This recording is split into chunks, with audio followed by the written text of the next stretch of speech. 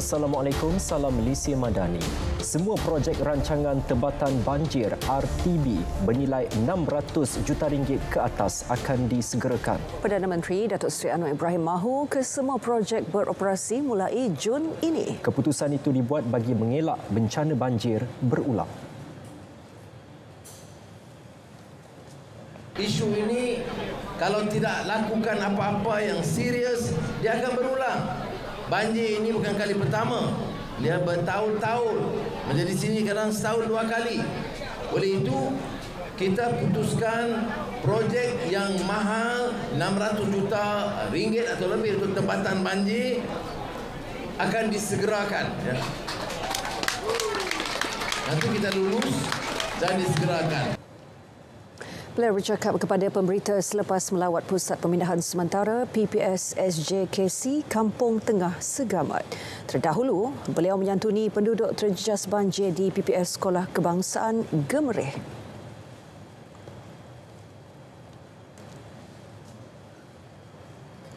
Tiada keperluan isytihar darurat banjir di Johor meskipun angka penduduk terjejas di negeri itu sudah melebihi 40,000 orang. Jelas Perdana Menteri, ia berikutan jangkaan hujan yang semakin berkurang dan banjir yang mulai surut di beberapa kawasan. Keputusan kerajaan tidak umumkan darurat kerana jangkaan hujan dah mula berkurangan dan di beberapa tempat sedikit surut walaupun ada masalah di tempat yang termenung. Jadi itu memang masalah, tetapi tidak perlu darurat setakat ini dan keadaan mulai surut mulai hari inilah tengok.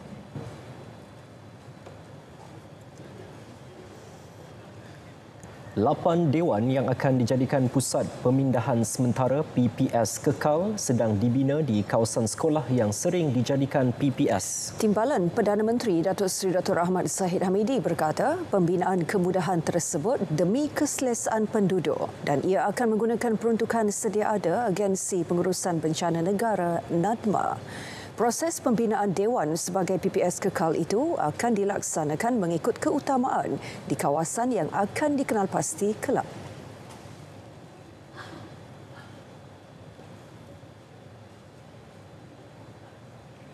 Oleh kerana terdapat sekolah-sekolah yang dijadikan sebagai PPS, Pusat Penempatan Sementara.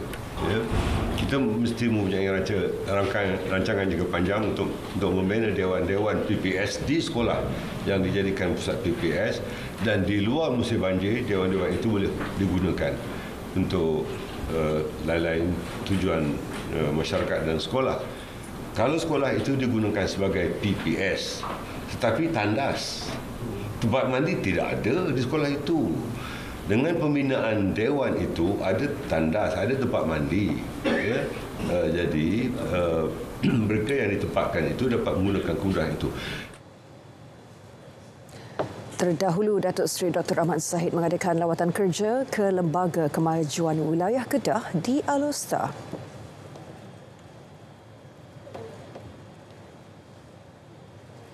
Dan setakat pukul 7 malam tadi, jumlah penduduk terjejas banjir mencecah 50,537 melibatkan 3 negeri. Jumlah tertinggi di Johor.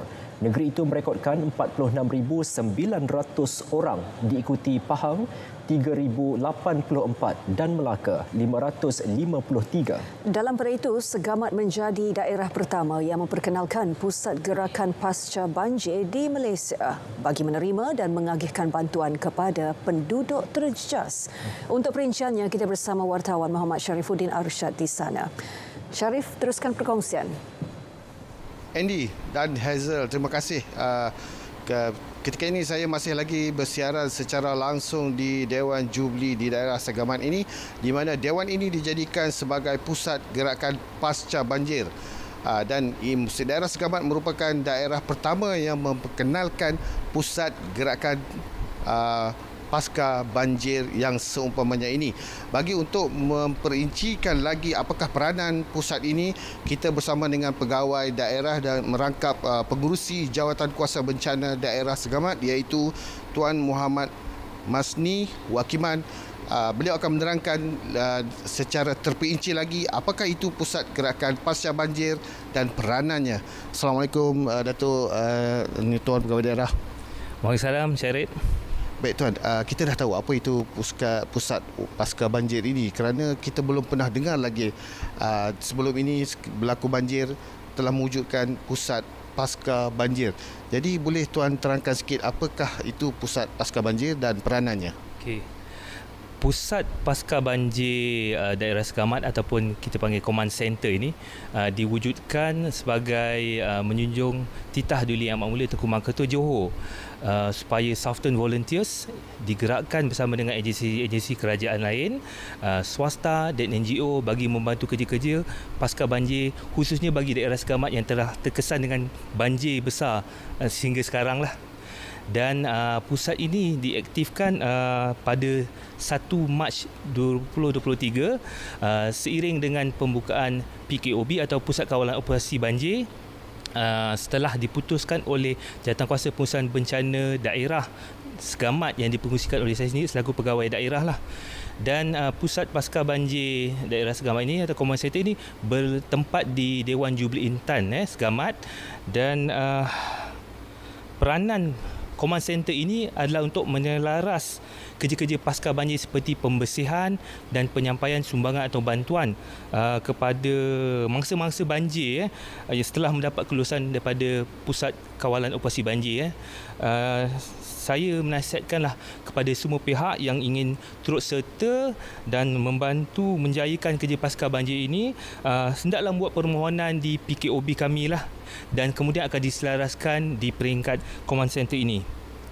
Jadi Syarif, setakat ini daripada rekod sebanyak 30 agensi yang melibatkan agensi kerajaan, swasta dan NGO yang telah menyumbang dalam kerja-kerja pasca banjir ini, dan pemberian sumbangan keperluan asas kepada mangsa banjir di PPS yang aktif sebanyak 43,954 barang keperluan yang telah dikumpulkan di command center inilah, dan telah diagihkan kepada mangsa-mangsa banjir di PPS yang aktif secara berperingkat.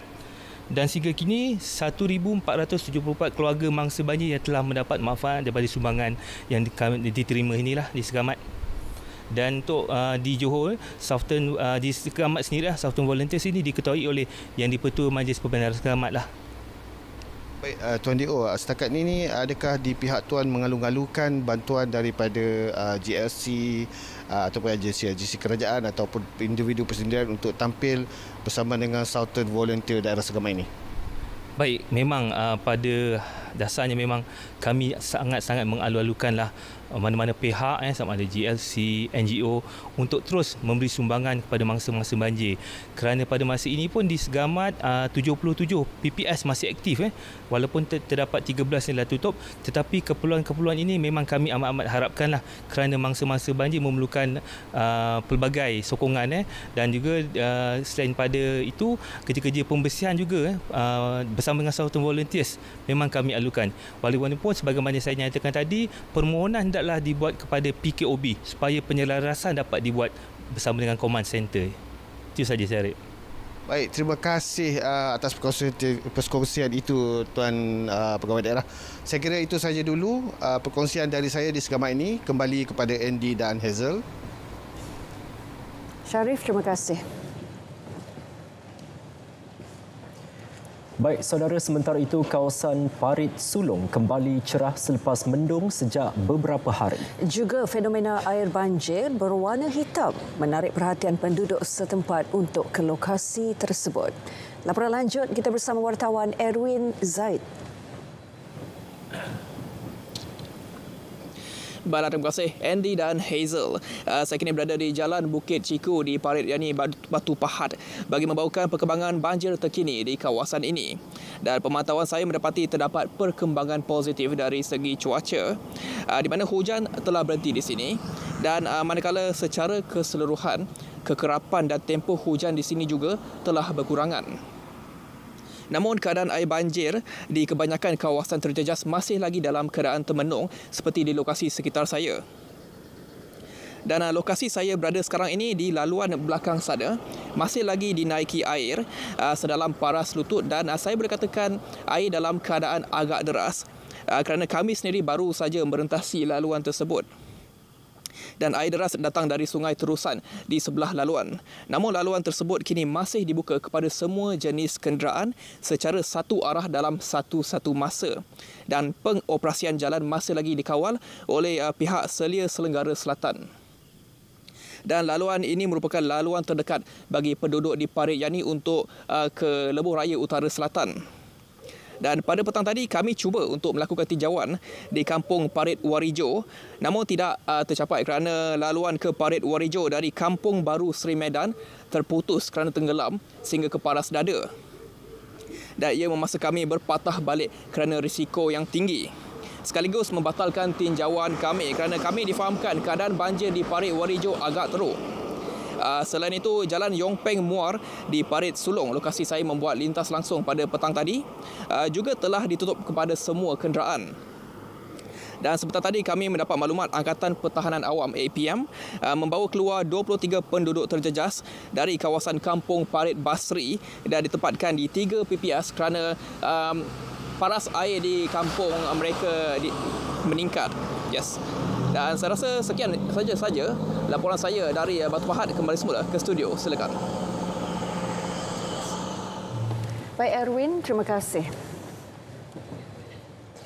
Kita ke perkembangan selanjutnya. Lebih separuh daripada 160 menara telekomunikasi yang terkesan akibat banjir di Johor telah kembali berfungsi dengan baik semalam. Menurut Menteri Komunikasi dan Digital Fahmi Fadzil, Suruhanjaya Komunikasi dan Multimedia sedang giat membaik pulih menara yang masih terjejas bersama syarikat telekomunikasi terlibat.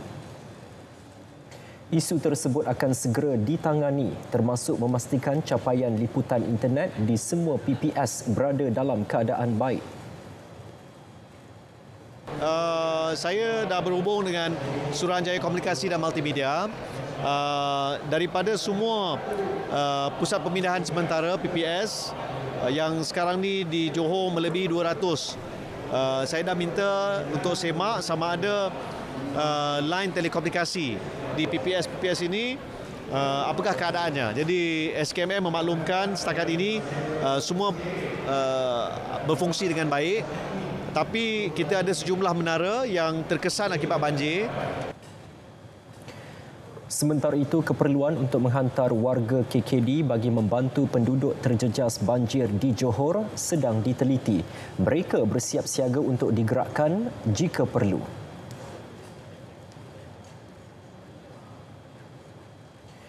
Ya, sementara itu, 180 pegawai dan anggota Angkatan Pertahanan Awam dari 9 negeri digerakkan ke Johor berikutan banjir yang melanda negeri itu sejak Rabu lalu. Menurut Menteri di Jabatan Perdana Menteri Hal Ehwal Sabah, Sarawak dan Tugas-Tugas Khas, Datuk Armizan Muhammad Ali, kesemua petugas ditempatkan di Batu Pahat, Segamat dan Muar. Turut digerakkan 6 unit lori, 12 pacuan 4 roda, 14 bot, 1 set generator selain keperluan 23 jaket keselamatan. InsyaAllah saya dipahamkan perkara ini telah sedang diselaraskan oleh Kementerian Kewangan Persekutuan bersama dengan Kerajaan Negeri Sabah dan Sarawak, dan sebaik saja ada keputusan muktamad. Saya yakin Yang Berhormat Perdana Menteri dan Menteri Kewangan akan mengumumkan serta-merta pengarahan dan juga operasi telah dilaksana, membawa bukan hanya bantuan dari segi sumber manusia tetapi juga bantuan aset-aset. Asal adalah melalui Jawatankuasa Pengurusan Bencana di peringkat negeri yang diketuai oleh Setiausaha Kerajaan Negeri bersama-sama dengan semua pegawai daerah. Beliau ditemui selepas majlis pentauliahan kos siswa-siswi Pertahanan Awam peringkat kebangsaan kali ke-13 tahun 2022. Dan ini pula mengenai 533 calon sijil pelajaran Malaysia SPM yang tidak dapat menduduki peperiksaan akibat banjir. Menteri Pendidikan Fadlina Siddiq memaklumkan penjadualan semula peperiksaan untuk kesemua mereka akan bermula 16 Mac ini. Beliau berkata ia melibatkan 450 calon di Johor, Pahang 79 dan Sarawak 4. Bagi peperiksaan yang berlangsung pada 1 dan 2 Mac lepas. Fadlina turut memaklumkan 17 sekolah di Johor dan 2 di Pahang terjejas banjir setakat ini. Beliau akan ke Johor esok untuk meninjau sekolah yang terkesan supaya bantuan sewajarnya dapat diberikan selain menziarah guru yang terlibat bencana itu.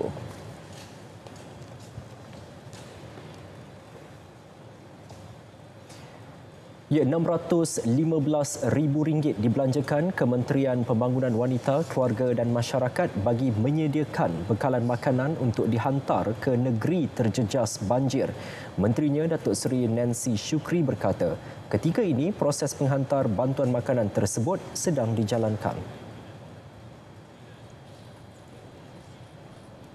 Kita sudah belanja 615,000 untuk makanan, stok makanan itu, dan masih tidak mencukupi sebab kalau setakat hari ini kalau di Johor saja adalah 42,000 lebih mereka yang terjejas, dan Yayasan Kebajikan Negara juga membantu melalui badan korporat yang memberi sumbangan kepada kita, dan akan menambah lagi RM50,000. Pihaknya turut menambah jumlah tenaga petugas dari negeri lain ke negeri terlibat banjir terutama Johor. Persiapan berhubung ramalan banjir di Sabah dan Sarawak juga sedang dilakukan.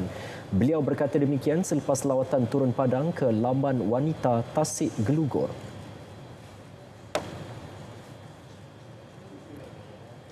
Kerajaan Johor menzahirkan penghargaan kepada Perdana Menteri kerana meluluskan peruntukan segera RM50 juta untuk sebarang keperluan banjir di Johor. Ini merupakan tambahan kepada peruntukan segera RM10 juta yang diumumkan Timbalan Perdana Menteri Datuk Seri Dr. Ahmad Zahid Hamidi sebelum ini. Menteri Besar Johor, Dato' On Hafiz Ghazi berkata, selain mengulangi pendirian untuk mempercepat tender rancangan tempatan banjir di Johor, Perdana Menteri turut mempertimbang permohonan peruntukan untuk kerosakan jalan, kemusnahan tanaman serta ternakan. Dato' On Hafiz juga menghargai penambahan segera aset dan pegawai di bawah Kerajaan Persekutuan selain komitmen untuk membantu kerja pasca banjir. Perdana Menteri yang meninjau situasi banjir di Johor turut menyantuni penduduk terjejas banjir di PPS SK Gemerih dan PPS SJKC Kampung Tengah selain menyampaikan sumbangan.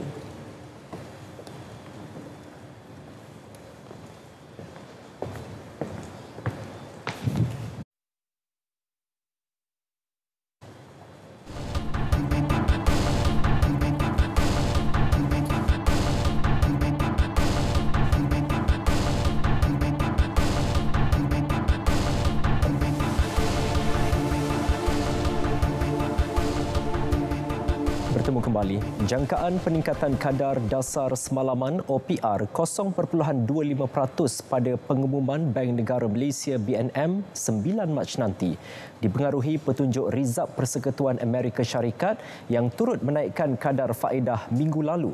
Ini memberikan kesan besar kepada pasaran modal dan kewangan dunia, seterusnya mempengaruhi nilai mata wang ringgit. Sekiranya Bank Negara menaikkan mungkin pada kadar 0.25% lagi, ya, dan ini memberikan kesan juga kepada ekonomi mikro, terutamanya kepada para pengguna dan peniaga, ya, di mana kadar pinjaman akan terus pembayaran pinjaman akan terus meningkat.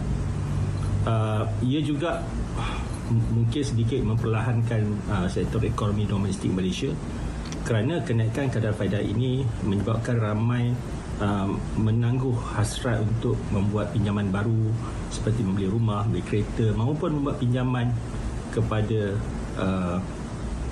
perniagaan.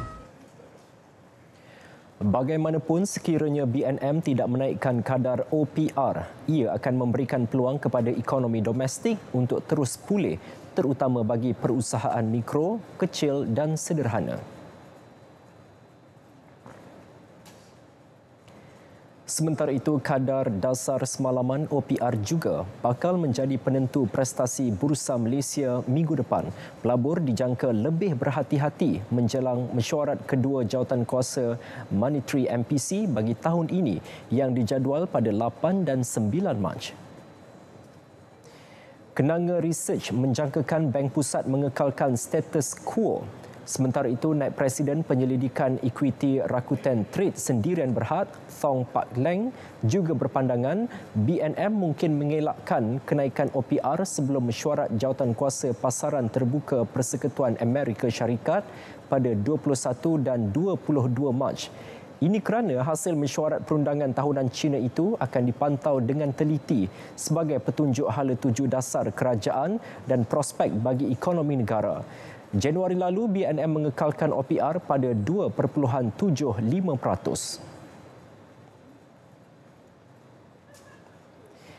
Tenaga Nasional Berhad TNB membangunkan Three Hyperspectral Identification System (THISIS) bagi membina menara dan laluan talian penghantaran tanpa mengancam alam sekitar. Sistem ini akan dimanfaatkan Jabatan Perancangan Tanah bagi mengenal pasti laluan atau jajaran rentis TNB untuk kerja-kerja pembangunan menara talian penghantaran baharu. Melalui kenyataan, Ketua Pegawai Grid TNB, Insinyur Dave Anandan memaklumkan sistem tersebut akan menjadi sistem paling lengkap di negara ini untuk mengesan spesies pokok terancam secara automatik menggunakan teknik penderiaan jauh. Ini sejajar komitmen TNB terhadap pengukuhan alam sekitar, sosial dan tadbir urus ESG. Projek ini dijangka mampu membantu TNB dan negara memelihara hutan simpan serta tumbuhan unik daripada pupus.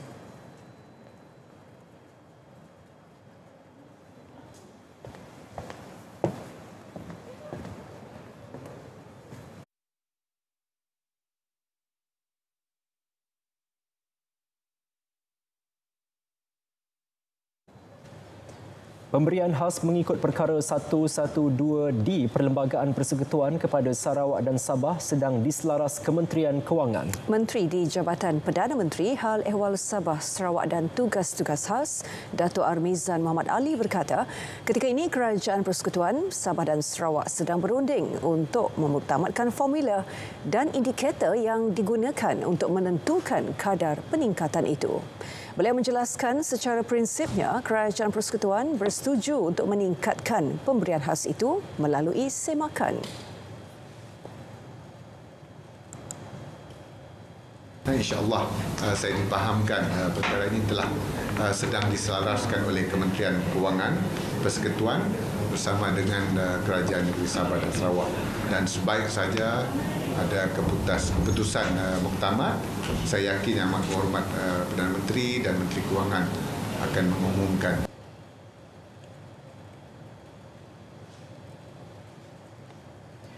Guru Insani Pemangkin Generasi Madani. Itu tema Hari Guru 2023. Ia diumumkan pada Majlis Pelancaran Gerakan Massa #Terima kasih Cikgu Peringkat Kebangsaan sempena sambutan Hari Guru yang bakal disambut pada 16 Mei nanti. Penglibatan Jabatan Pendidikan Negeri JPN Pahang bersama kumpulan penggerak ibu bapa, komuniti dan swasta negeri KPI BKSN menerusi program gerakan massa #Terima kasih Cikgu antara usaha murni ibu bapa dan warga pendidik dalam mewujudkan ekosistem sekolah yang harmoni dan mesra. Saya rakamkan ucapan terima kasih sebab PIBKS telah pun sangat lama bersama kita sebenarnya dan memang sentiasa memberikan dukungan. Sebab itu saya sebut tadi dalam menuju ekosistem pendidikan madani ini kita memerlukan lebih banyak lagi yang kita panggil sebagai jalur ketiga KPM, dan PIBKS adalah jalur ketiga KPM yang sangat penting supaya kita sama-sama dapat laksanakan ekosistem ini. Banyak lagi selepas ini dan kita nak PIBKS ini sebagai mendukung kita dalam segmen komuniti. Pendidikan ini bukan sahaja tertumpu pada KPM tetapi juga untuk seluruh komuniti khususnya. Pelbagai inisiatif dan penambahbaikan dilaksanakan KPI BKSN sejak ia mula ditubuhkan pada tahun 2015 bagi membantu memacu sektor pendidikan negara agar lebih ke hadapan. kita dapat berpeluang bertemu untuk matching, business matching dengan semua kaki tangan pimpinan terbesar. Kita boleh jumpa menteri hari ini, KPPM, Timbalan Pengarah. Kita dapat buat banyak perkara dan hasil daripada sini kita akan lanjutkan lagi, penambah baikkan lagi apa yang kita telah buat, dan saya jangka plan kita ni tamat pada 2025, Mac 2025. Kita jangka dalam masa 2 tahun ni kita akan lakukan pecutan terakhir. Bagi menjamin kemenjadian murid, KPI BKSN kini menumpukan 4 teras utama dalam membantu pihak Kementerian Pendidikan, termasuk mencari rakan strategik untuk menyumbang dari sudut kewangan.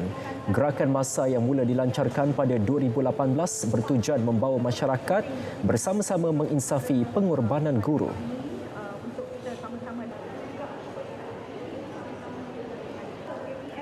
Objektif program ini ialah memberikan satu rasa kepuasan kepada guru yang sentiasa berkorban masa tenaga mereka dalam mendidik anak bangsa kita, dan pada masa sama juga kita inginkan masyarakat yang menerima manfaatnya itu sentiasa mensyukuri dan dengan rasa ikhlas merakamkan ucapan terima kasih. Sebenarnya pada masa sama, dalam sistem pendidikan ini dia merupakan satu ekosistem yang saling berkait. Apabila ada pihak yang menerima perhargaan, ada pihak yang memberikan perhargaan, di situlah kita memupuk nilai-nilai yang baik dalam kehidupan masyarakat kita. Di samping itu, program ini diwujudkan bagi memperluas jalinan strategik bersama KPI BKSN dalam hal ehwal pendidikan dan persekolahan. Seterusnya memperkukuh kemuafakatan, kerjasama, sikap kebersamaan dan kesepunyaan semua pihak berkepentingan.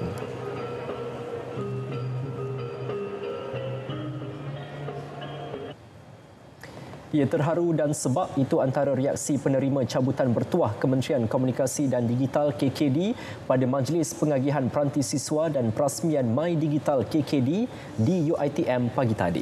Penerima hadiah utama Muhammad Azhar Muhammad Zamri bergenang air mata apabila memenangi cabutan bertuah berupa televisyen Android. Dia turut membawa ibunya untuk menerima hadiah. Hadiah disampaikan Ketua Setiausaha KKD Datuk Seri Muhammad Mentek. 2 lagi individu, Natasha Akilah Rahamatullah dan Nik Muhammad Azim Nik Amran, turut menerima cabutan bertuah peralatan elektronik. Difahamkan penerima cabutan bertuah itu baru sahaja dilanda musibah.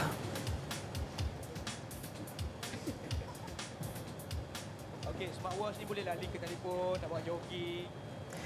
Saudara, berita perdana diteruskan dengan segmen edisi sukan, penyampainya Nazri Fahmi Syukri. Nazri.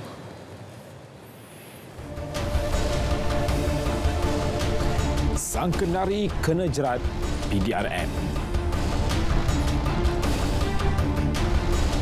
Perlumbaan termahal di dunia buka tirai di Bahrain.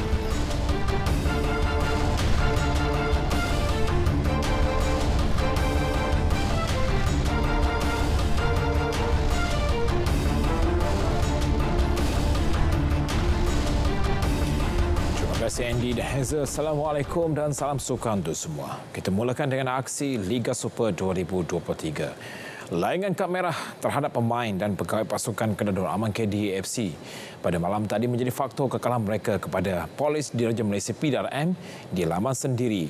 Aksi panas itu kena tewas 1-0 selepas ketua juartanya Nafuzi Zain dan perancang import Manuel Alt diperintah keluar padang oleh pengadil. Kemenangan mengejut PDRM yang juga 3 mata pertama buat mereka dalam Liga Super hadir menerusi pemain import Bruno Suzuki pada minit ke-74. Jaringan tersebut dicipta selepas 4 minit berlakunya insiden Nafuzi dilayangkan kad merah di babak kedua.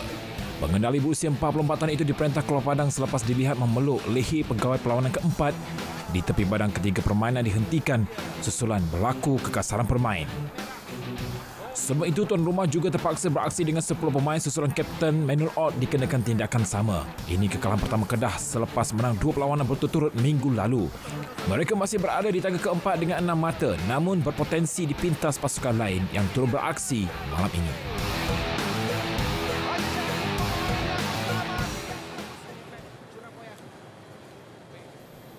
Sementara itu, penolong jurulatih Kedah Victor Anrap mengakui dua insiden kad merah itu telah memberi impak kepada permainan dan fokus pasukannya di atas padang. Namun dia enggan mengulas tindakan pengadil Muhammad Azizan Sa'an Arifin yang melayangkan dua kad merah kepada pasukannya termasuk ke atas ketua jurulatih Nafuzizin. Maybe one of the reason because we eager want to get the goal. Kita nak cari goal. So actually because kita main home, so kita tak boleh sit and then kita cuba sedaya upaya untuk mencari ruang untuk menjaringkan gol. So saya rasa emosi ni we put one side. Ketua Jurulatih PDRM Azmi Aziz pula tidak menganggap kemenangan mengejut ke atas Kedah malam tadi sebagai nasib. Sebaliknya, pengendali berusia 47 tahun itu mengakui pasukannya hadir ke Alostar dengan persiapan rapi termasuk menganalisa corak permainan Kedah bagi memburu mata. Yes, memang kita tahu daripada first game kita di Sabah dengan intensiti yang sangat baik, kemudian dengan Perak intensiti yang lebih baik. Nah, hari ini kita ready untuk benda yang lebih baik. Kita percaya benda tu pick up momentum kita, alhamdulillah, pasal kita main 3-4 hari selang. So kita ready untuk tengok benda yang macam inilah dan akhirnya hasilnya hari inilah. Kejayaan itu membantu PDRM naik ke tangga ke-6 dengan 4 mata selepas 3 perlawanan. Terus sementara itu, Kelantan United meraih mata pertama selepas seri tanpa jaringan menentang Perak FC di Stadium Sultan Muhammad ke-4 Kota Baru. Tuan rumah yang memburu kemenangan pertama melakukan beberapa percubaan ke gawang Perak namun gagal menewaskan penjaga golnya Bain C. Kedua pasukan kemudian dilihat buntu mencipta jaringan sehingga tamat permainan. Keputusan itu menyaksikan Kelantan United masih kekal di kelompok bawahan selepas kalah 2 perlawanan. Manakala Perak yang terus kempunan memburu kemenangan sulung berada di tangga ke-10 dengan 2 mata. Tandukan kali ini selepas 1 voli.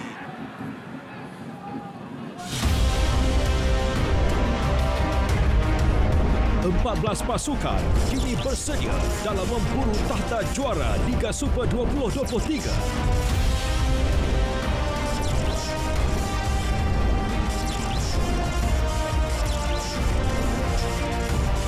Nantikan aksi-aksi pertempuran yang dibawakan dalam 52 perlawanan secara percuma di saluran RTM bersama RTM, rakan penyiar MFL Liga Malaysia 2023. Beralih ke sukan pemotoran, pelumba muda negara Muhammad Hakim Dennis Ramli mahu jadikan penampilan sulungnya dalam Red Bull MotoGP Rookie Cup sebagai medan terbaik untuk menimba pengalaman bagi bersaing dengan pelumba yang lebih agresif.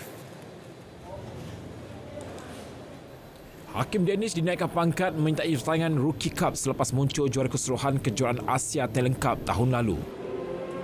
Bagi saya rasa saya dapat pengalaman kerana sebab ada Rider Malaysia.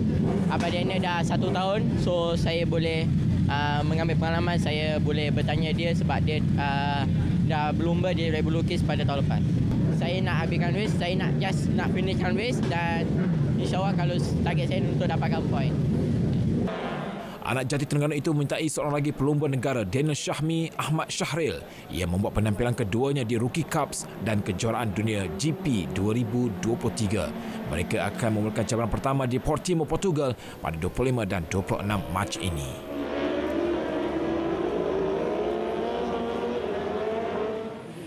Kejuaraan silat Premier Antarabangsa Sarawak SPISC 2023 melabuhkan tiranya malam ini selepas berlangsung selama 5 hari di Stadium Perpaduan Petra Jaya.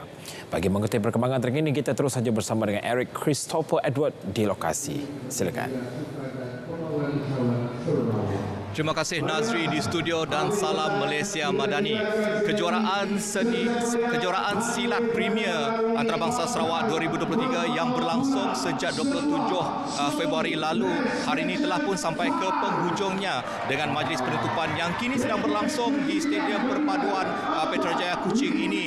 Dan seramai 600 pesilat daripada 21 buah kontingen yang mewakili 11 buah negara, di antaranya Malaysia, Singapura, Filipina dan juga United Kingdom, termasuk juga beberapa buah persatuan telah pun beraksi sepanjang kejuaraan yang julung kali diadakan ini. Dan semestinya kejuaraan ini juga telah menerima sambutan yang begitu baik, bukan saja daripada para penggiat seni silat Melayu dari dalam dan luar negara, malah juga masyarakat tempatan yang telah memenuhi ruang stadium perpaduan ini sejak hari pertama kejuaraan. Dan bagi menyempurnakan majlis penutupan pada malam ini, Timbalan Menteri Belia, Sukan dan Pembangunan Usahawan Sarawak Dr. Ripin Lamat telah pun menghadirkan diri mewakili Premier Sarawak Datuk Patinggi Tan Sri Abang Johari. Dan malam ini juga akan menyaksikan 3 pertandingan akhir bagi seni pertunjukan silat artistik bagi kategori junior dan senior, manakala sejurus selepas ucapan daripada tetamu kehormat. 3 perlawanan akhir akan berlangsung, di antara Akhirat Maichi dari Thailand menentang Alvin T. Campos dari Filipina. Seterusnya Muhammad Afifi Nazri dari Terengganu menentang Muhammad Amizul Azmi Muhammad mewakili Malaysia, serta Siti Khadijah Muhammad Shahrem dari Singapura menentang pesilat mewakili Bumi Kenyalang Ravina Gino. Dan dijangkakan pada pukul 9.30 malam nanti, kemuncak malam majlis penutupan ini akan menyaksikan upacara penyampaian sijil dan juga pingat kepada para peserta. Seterusnya juara keseluruhan bagi kejuaraan silat Premier Antarabangsa Sarawak 2023 dinobatkan secara rasminya, sekaligus membawa pulang wang tunai berjumlah $20 Amerika bersamaan dengan RM88,000 beserta dengan tali pinggang juara keseluruhan. Jadi itu saja yang boleh saya kongsikan pada malam ini dari Stadium Perpaduan Petrajaya. Kembali bersama Nazri di studio. Silakan. Baik, terima kasih Herik. Saudara muslimin dan muslimat telah pemasang waktu solat fardu Isyak bagi kawasan di sekitar Kuala Lumpur dan kawasan-kawasan yang sewaktu dengannya. Selamat menekan solat fardu Isyak. Dalam pada itu, Serikani Bumi Kenyalang terus menyinar pada kejuaraan silat Premier Antarabangsa Sarawak SPISC yang melabuhkan tiranya di Stadium Perpaduan Petrajaya. Dan saingan keempat semalam menyaksikan barisan pesilat dari Sarawak cemerlang dengan sebahagian wakilnya mengesahkan slot ke final kategori senior dan junior. Kejayaan tersebut membuktikan bahawa persediaan Sarawak sebelum menyertai kejuaraan ini adalah berbaloi dan membuahkan hasil. Pencapaian itu turut mendapat perhatian timbalan Perdana Menteri Datuk Seri Fadilah Yusof yang sempat meluangkan masa meninjau perjalanan pertandingan berkenaan. Bila yang sempat menyaksikan perlawanan membabitkan pesilat Sarawak di peringkat separuh akhir meluahkan rasa bangga terhadap pencapaian dan kesungguhan yang telah mereka pamerkan. Usaha kerajaan negeri menerusi rumpun silat Sarawak RSS menganjurkan acara bertaraf antarabangsa turut dipuji kerana ia berjaya mempromosi Sarawak di pentas dunia.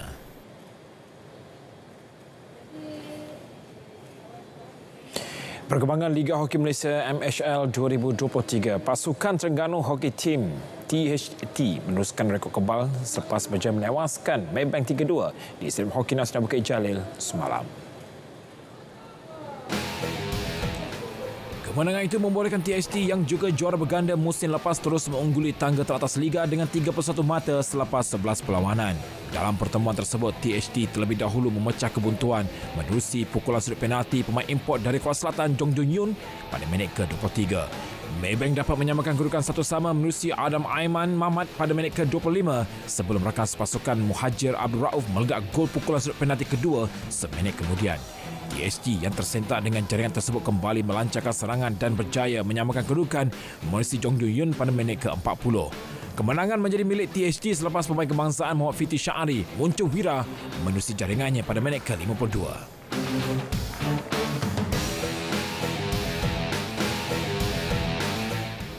Dalam satu lagi perlawanan, pasukan Tenaga Nasional Berhad TNB dipaksa bekerja keras untuk menewaskan Young Tigers dengan jaringan tipis 4-3.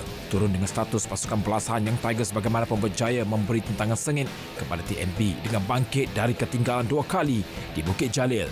TNB meledak jaringan menerusi Muhammad Aminuddin Muhammad Zain, Muhammad Ramadan Rosli, Firhan Asy'ari dan Muhammad Azrai Azad.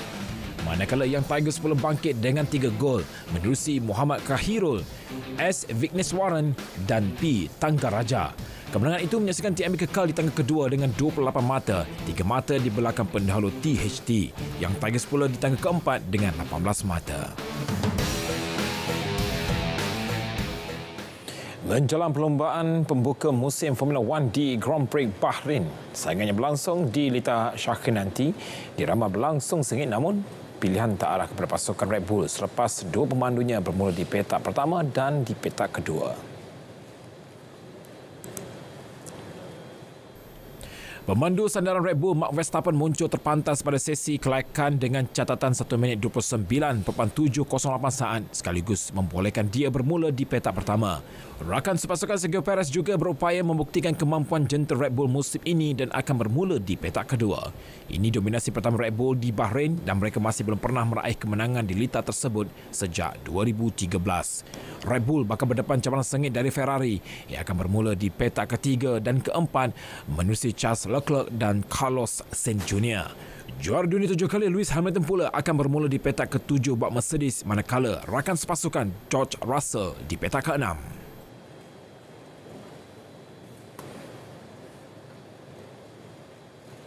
Aksi Liga Perdana Inggeris Arsenal kini semakin sukar untuk dicabar selepas berupaya mempertahankan status pendahulu Liga ketika ini. Pada aksi semalam, The Gunners sekali lagi berjaya mempamerkan aksi cemerlang meskipun menang tipis ke 3-2 ke atas Bournemouth. Pada aksi tersebut, Arsenal bangkit daripada ketinggalan untuk menjamin kemenangan menerusi jaringan lewat Reiss Nelson. Terdahulu skuad kendalian Mikel Arteta itu ketinggalan 2 gol kepada Bournemouth hasil jaringan Philip Billing dan Marcos Senesi. Arsenal pula bangkit menyamakan kedudukan menerusi Thomas Partey dan Ben White sebelum Nelson meledak gol kemenangan pada masa kecederaan. Kini Arsenal berada di puncak Liga dengan 63 mata, 5 mata meninggalkan pencabarnya Manchester City di tangga kedua.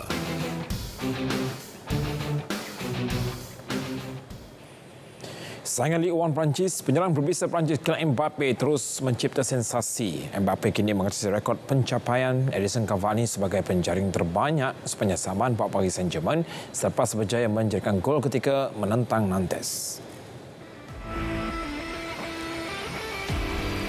Ketika ini, Mbappe merupakan pemain kedua termahal sepanjang zaman buat klub tersebut. Dalam aksi menentang Nantes malam, pemain berusia 24 tahun itu meledak jaringan ke-201 dalam kerjanya selepas 247 penampilan. Biarpun prestasi Mbappe disifatkan merosot selepas Piala Dunia, namun dia telah membuktikan reputasi sebagai tonggak utama PSG menerusi rekod tersebut. Cavani pula mencatat rekod dengan menjaringkan 200 gol untuk klub Perancis tersebut yang sebelum ini dipegang oleh Zlatan Ibrahimovic.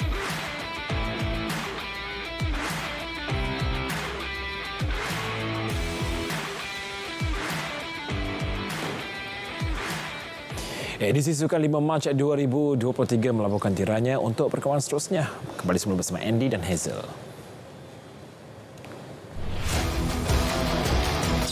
Kejohanan Liga Hoki TNB 2023 memburu piala berprestij di Arena Hoki Negara. Saingan 14 pasukan dari 2 kumpulan menggegar lawan di setiap aksi perjuangan. Eksklusif hanya di RTM.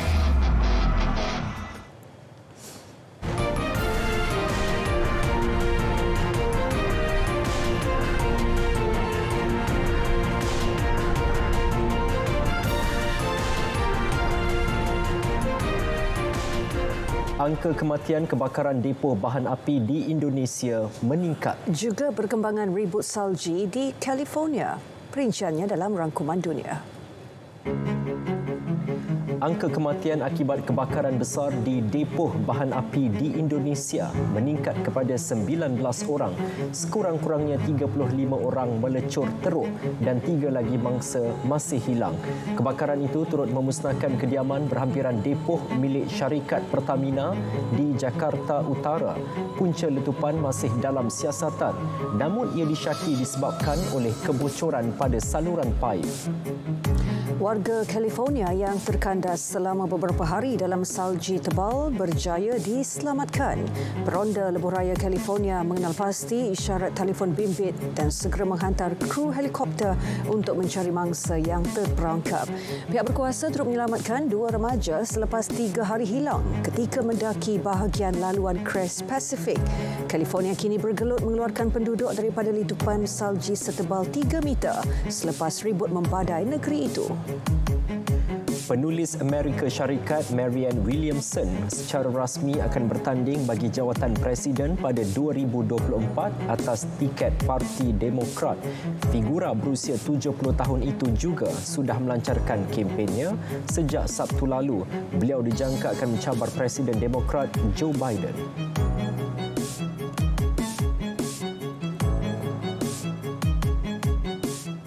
Beralih ke perkembangan dalam negara. Agihan peranti siswa berjaya dipercepatkan dan dalam tempoh 3 minggu, Kementerian Komunikasi dan Digital mengagihkan 33,540 peranti siswa kepada pemohon yang berjaya. Agihan dibuat melalui 31 pusat pengagihan berpusat yang diaktifkan di seluruh negara sejak 17 Februari lalu.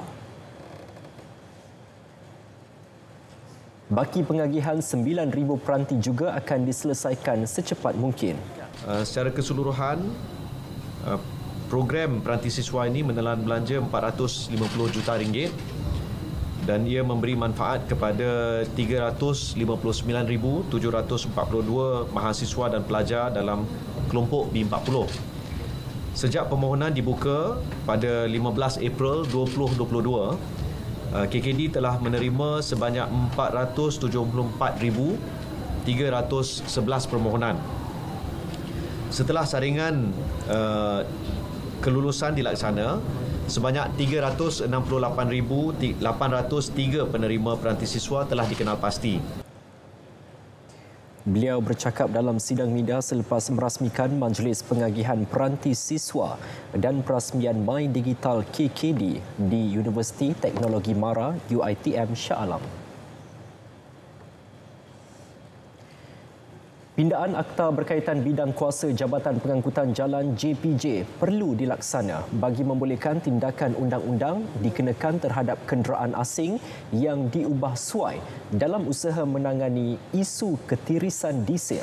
Jelas Timbalan Menteri Kewangan 1, Datuk Seri Ahmad Maslan, beliau akan mencadangkan kepada Perdana Menteri kemungkinan meminda akta berkaitan agar penglibatan JPJ menjadi lebih berkesan melalui penguatkuasaan undang-undang.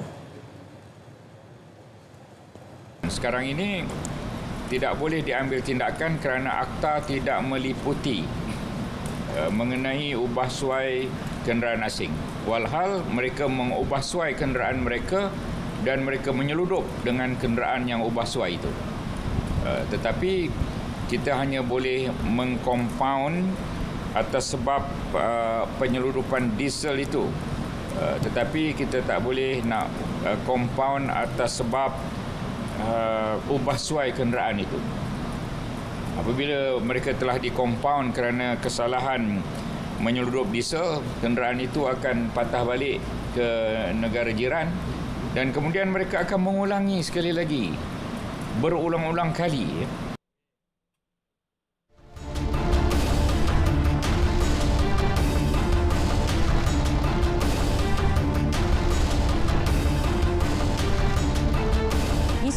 Mentega Terbang yang mula ditayangkan 19 Januari lalu melalui platform penstreaman berbayar hangat diperkatakan kerana terdapat pertentangan yang jelas dengan kehidupan umat Islam di Malaysia serta berunsur hasutan. Dan berhubung isu sama, Jumaat lalu Persatuan Seniman Malaysia telah membuat laporan polis di Balai Polis Dang Wangi. Bagi saya, karya yang menjalani penggambaran di Malaysia perlu melalui LPF. Kesalahan dah dibuat. So bagi pihak berkuasa dengan diorang. Damage done. Simple as that. Cuma pada pihak kami, kita mungkin boleh ambil macam saya kata tadi, untuk kita gantung blacklist ke dia orang tak boleh jadi ahli untuk sesuatu period. Terus saya akan bincang dalam mesyuarat exco saya. Selain jalan cerita, filem itu turut mencetuskan kontroversi kerana dimainkan oleh pelakon beragama Islam. Dalam isu lain, membabitkan kemalangan yang menimpa pelakon Fasha Sanda ketika menjayakan penggambaran drama Berseri Anak Tuan minggu lalu, pelbagai pihak tampil memberi pandangan. Malah ada yang menuding jari kepada beberapa pihak dalam menjaga hak dan kebajikan artis. Seniman perjuangkan Pekeso dan KWSP ni dah buat kunjungan secara rasmi, dah buat rundingan tu secara rasmi daripada 2019. Sampailah ke hari ini, Pekeso dah lantik seniman sebagai ejen tunggal sah untuk seni dan budaya. So mana-mana yang kerja freelance ni, terutamanya kawan-kawan saya dalam industri hiburan ni, boleh datang ke Pejabat Seniman, daftar. Dan tahun lepas, kerajaan bagi 80% subsidi. Kalau harga 100, you bayar 20% je.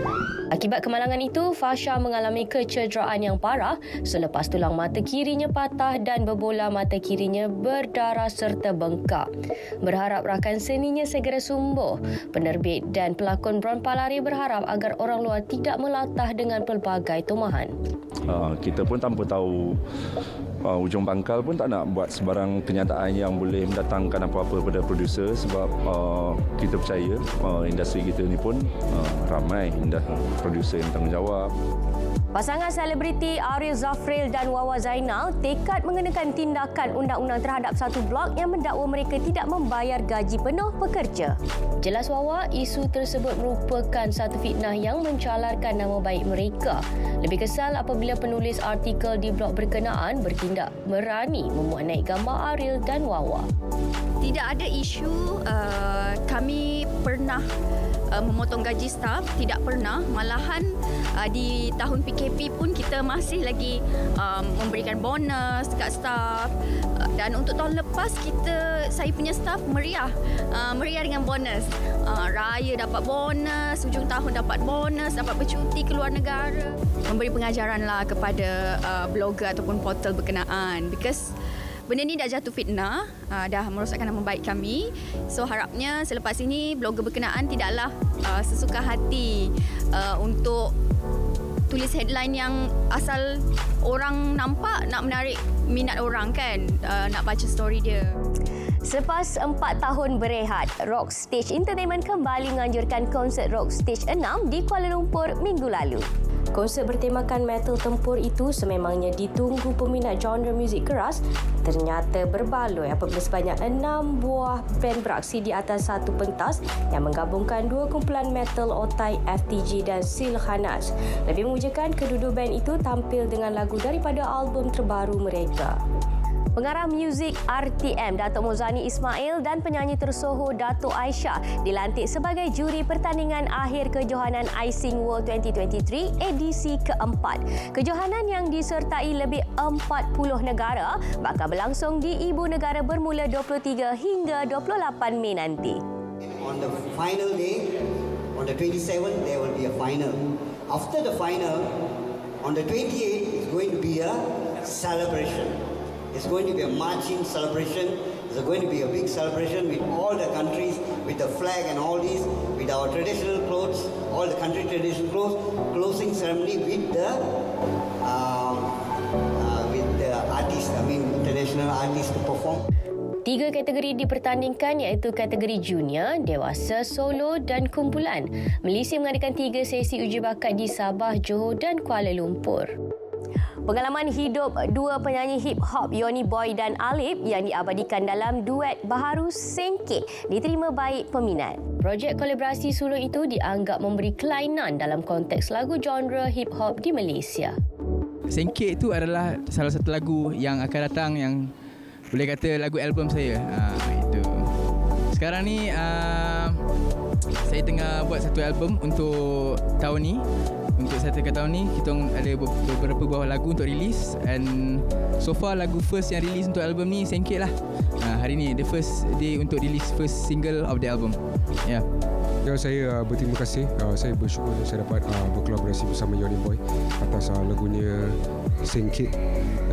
Saya mengucapkan yang terbaik untuk Yoni Boy dan semoga lagu ni menjadi permulaan baru dalam karya dia.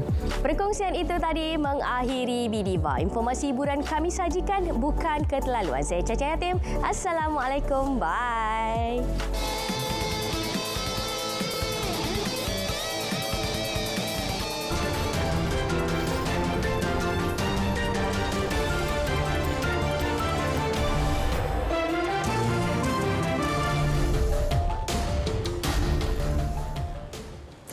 Pertunjukan fashion merupakan acara yang sentiasa dinanti-nantikan para peminatnya. Bukan sekadar peragaan pakaian, malah pelbagai gimmick yang ditampilkan juga menarik untuk ditonton.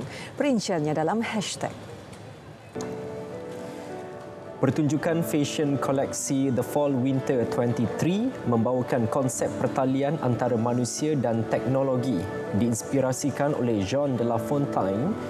Pertunjukan itu menampilkan spot si robot berkaki empat berinteraksi dengan peragawati busana rekaan jenama Coperni. Keunikan konsep itu berjaya mencetus fenomena di internet. Rekaan pereka fashion Kunihiko Morinaga yang pada mulanya kelihatan ringkas dan membosankan. Namun rekaan itu kemudiannya menghasilkan corak yang indah setelah disinari cahaya ultraviolet dari sebuah mesin. Menggunakan teknologi fotokromik, material pakaian digunakan berubah warna seperti kacamata adaptif autoclam yang menarik perhatian penonton.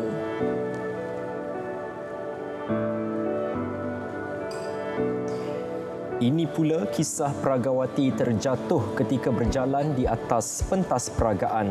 Aksi profesional Kristen McMenamy yang bangkit semula sambil menanggalkan kasut mencuri perhatian warganet. Beliau meneruskan peragaan sambil berkaki ayam dengan penuh yakin.